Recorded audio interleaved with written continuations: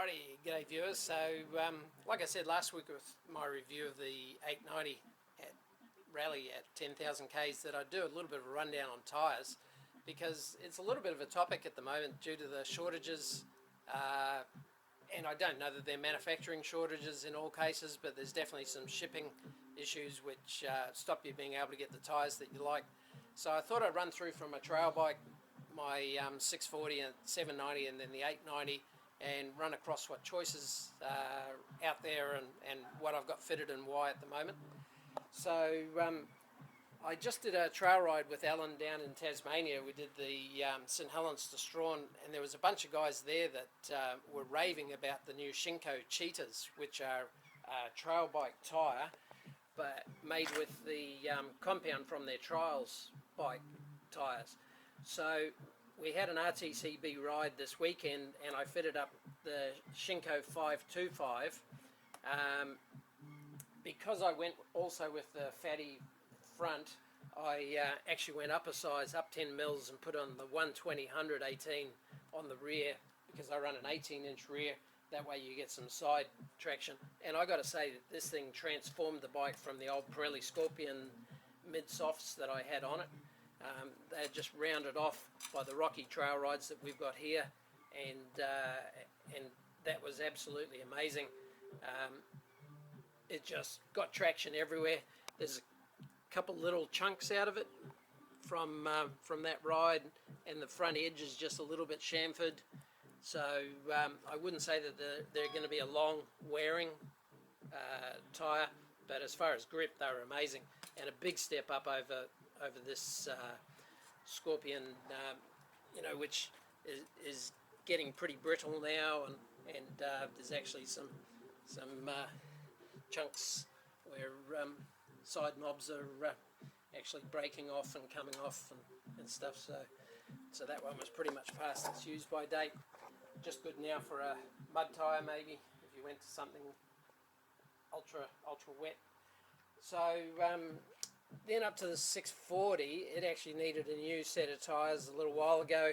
I was contemplating selling it, but man, they're just such a cool bike. I mean, they just remind me of the Dakar bikes of that era. So anyway, I upgraded the chain sprockets and tyres, and I went for the classic D606 for the back. It's just a really good compromise as far as tyres for this type of bike. It's a 130/90 18, so a little bit wider and a little bit lower profile.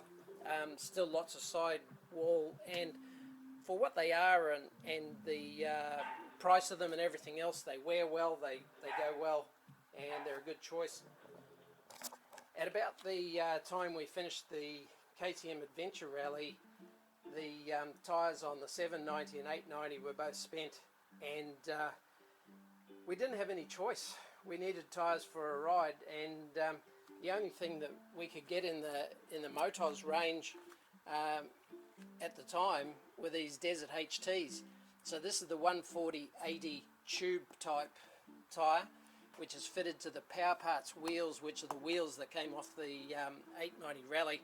So they're not the wide tubeless wheels, and you can see that there's still a little bit of curve in to the tube because of the skinnier rim. They sit nicely. There's a nice profile. Obviously I've used these, and the edges are a bit worn. That was in testing out the Frankenstein airbox. So just as a general guide, the Motos tyres are a little bit wider, so this is about 143 mils fitted. So these are my skinny Haan wheels, which I just did the last ride with Neil on the 890, and so for that one I've actually got my older set of Adventures on, which I put on because we thought we might have been able to do the Flinders trip this year, but the borders were closed. So it's a 140/80 tube type, which is about $100 or nearly $100 cheaper than the tubeless, and it's about 142 mils fitted to the even skinnier wheels. on the Haan set. This is actually a Rail Z, which is left over from a previous ride which I've put onto my standard wheels. So these are the wider rims, and you can see the sidewall profile there. There's not a lot of curve in like there is with the skinnier wheel. So I wouldn't go running this one on anything rocky, but I'm just using these for commuting and wearing them out basically at the end of the day. And on these rims they actually come up pretty wide because it pushes them out a little bit further, so they're 145 mils.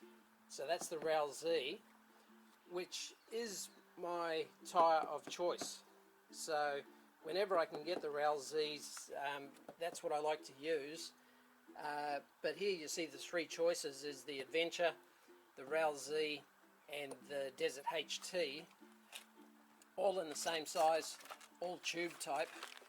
And just to give a good definition of the differences between the two, you know, you can see the gap between the treads gets bigger as they get more aggressive. They're bigger blocks, medium-sized blocks, smaller blocks, and you know, obviously this is going to work a lot better off-road, but it's going to wear a lot quicker on-road. This is my choice for a 6,500 k trip like we do to the Flinders, where you just want a tyre that's going to last the distance. When they come back, they're a bit more worn than that. You know, these actually start with a good tread depth. You know, you're starting with 14, 15 millimeters, 15 millimeters, and a good 13 millimeters. You know, so compared to some of the other tyres that you get, they actually start, you know, with a little bit more tread depth, and they're a great tyre. My go-to is the Rail Z. That's what I fit when I can get them. For some reason, it actually works really well in that these have got a little bit more slip. Even on the road, I actually like them. I don't know if you guys do little slides on the road and stuff when you're, you know, having fun being aggressive and riding hard. But the Rail Z actually has a really linear amount of grip, almost the same, you know, feeling of being on a dirt road. So you can actually be a little bit more aggressive with them because you know they're going to slip in a predictable way. Whereas I find the Adventures, actually, when they slip a bit easier and a little bit harder. These also slip in a predictable way, but man, they start to wear really quick. Like that's only one ride. You know, the difference between that and this, you know, being chewed out, that's only one ride and not a very long ride difference. So yeah, at the moment I've got these sitting. Hopefully we'll get to do a long adventure again at some stage, but you get them when you can get them. And yeah, I've got the Rail Z's ready to go on. I probably wouldn't put the HTs on the 890 unless I was doing a pure weekend ride where I was out just doing nothing but you know, bush bashing, single trail, muddy stuff. I wouldn't expect it to last longer than a weekend. So so that's my rundown on the rears.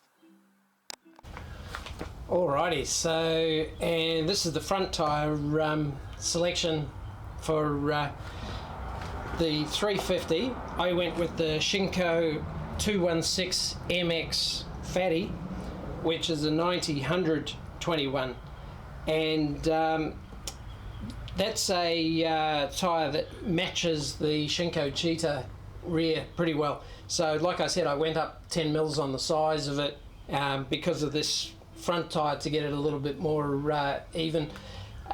You don't want one end having lots of grip or being a wider, slower, fatter tyre than the other end. You know, you'll end up with an uneven bike. And I did find that the amount of grip that I had coming from the rear at times would kind of overwhelm the grip of the front on this combo on the track that we were just on, which was a pretty rocky track. It went from you know, they had lots of rain 3 or 4 days before we were there, and then one clear day, and it went from creek crossings and mud and slippery roots and rocky sections straight into dusty sections. And yeah, a couple of times I think the rear grip was actually overpowering the front. So, but that was about as close as I could go. Prior to that, I had the matching Scorpion rally on the front, also mid-soft, which hadn't completely worn out, but like I'll show you, there's literally knobs coming off on that one.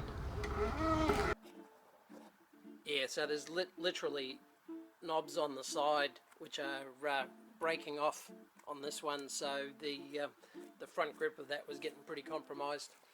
So moving on to the 640, I actually finished one of my adventures and ended up with a fairly nice, evenly worn Scorpion Rally, which I put onto the front of this.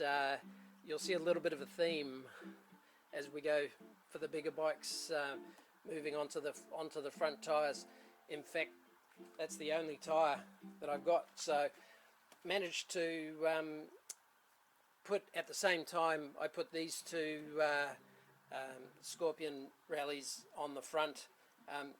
This one's done the same ride as I showed you on the rear with the Desert HT, and it looks brand new, because these tyres actually take quite a while to wear in and actually start to even show any signs of wear, and to well, quite frankly, they're a little bit sketchy when they're brand spanking, and you actually need to do a little bit of a ride on them, maybe 100 or 200 k's or 50 k's of gravel or whatever, to get them to start to grip.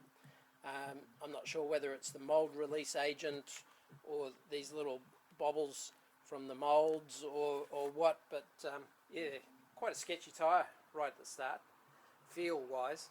And then they come right for a long time. And when I say a long time, this front tyre, as scalloped out and horrible and worn backwards and everything as this one is, has probably done 5,000 kilometres. It started doing an adventure, and then stayed on this set of wider tyres to be a commuter tyre, so it just goes on whichever bike. And even as worn as it is and as horrible looking as it is, it's still quite a good grippy tyre.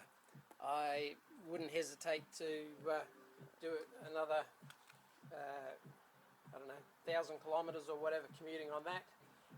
This is the tyre that did the trip, the 5-day trip with Neil. You can see it's been run at lower pressures a little bit. There's a little bit of cracking on the sides there, which is a good indicator that it's been off-road for a lot of its use, but still very evenly worn. It's not scalloping out like this, and there's still a good adventure left in that. Probably enough to match the rear tyre that's on it at the moment. Then probably this one to get put onto the commuter wheel and just get run out for the rest of its life, just because, for 20 bucks, why wouldn't you? I just pull that one off and take it down, get it balanced and fitted. Balancing makes a big difference, particularly on the front, but also you can see the width. So this is the new one on the Power Parts wheels that came off the 890, and going from tread to tread, it's about 86 mil on the narrow one and 96 mil on the wide one. There's a narrow one and a wide one after another. So this one is fitted to the tubeless wheel, the original tubeless wheel, and it's fully 100 on the wide one and 89 on the narrow one. So it sits out wider. It's quite flat on the sidewall. It doesn't have much going in like it does on the skinnier wheel, and the power parts wheel is in between them. It's got some chamfer going in, but yeah, not as much as these Haan wheels. So I run a tyre pressure monitoring system. I do like to be able to look down at any point if the bike gets a bit sketchy and just check that it's not a tyre going down. These original wheels, before I bought the Haan, have had their share of adventures, so that's why I went to the stronger Haan setup, and that set has been exceptional. It just runs really true and feels good, and just is a lighter, smoother, better, stronger wheel all around. You can see that I give my bikes a little bit of adventure love. At the moment, this is held together with zip ties because I broke this, which is actually plastic welded together, and zip tied down here. I mean, adventure bikes are to be used for adventures, and that's the tyres that I put on that I recommend if you can get them. As an option, I did look at the both the Desert HT and the Rail Z front, but I really haven't talked to anyone who's used them and raves about them, and has compared them back to back with these Scorpions, and at the moment I've got enough to get me through, so I've been reluctant to buy a different front tyre. So I'd be interested to hear from anyone who's used them, and you know, particularly on the mix, which is probably, you know, 75-25, you know, 25% road and 75% off-road, you know, how long you got out of them, whether they gripped as well, if you've compared them with these Scorpion rallies. And yeah, I'd love to hear from you in the comments. But yeah, that's me on tyres. So thanks for watching, and if you've watched this long and you haven't already subscribed, please do. You know, I'd love to get a cookie with my coffee out of this. It's not why I do it, obviously. But yeah, thanks for those who have subscribed, and those who continue to enjoy the channel. So cheers.